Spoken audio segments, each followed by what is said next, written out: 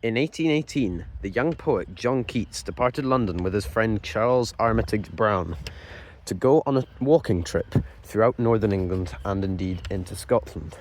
He parted with his brother George in Liverpool as he was heading with his wife to America, where he lived until the end of his life.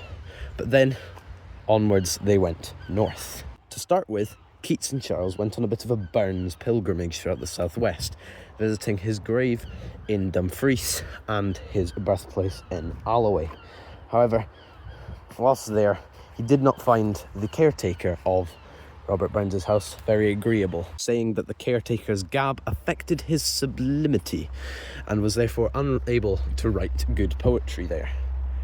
From there, he headed north to the Isle of Mull, where the pair's tight budget meant that they didn't get quite as luxurious of a trip around the island as they were hoping for, needing to trudge around the island in the pouring rain, at which point Keats, to whom disease seemed particularly attracted, caught a fever. He was forced to stay in Oban for a few days to rest. However, he still found time to climb Ben Nevis. Don't really know how he did that, but he couldn't escape the fever forever, and the doctor in Inverness that he saw informed him that he would need to return to London. From Inverness, he came here to Bewley Priory, and he even wrote a poem with Charles Brown.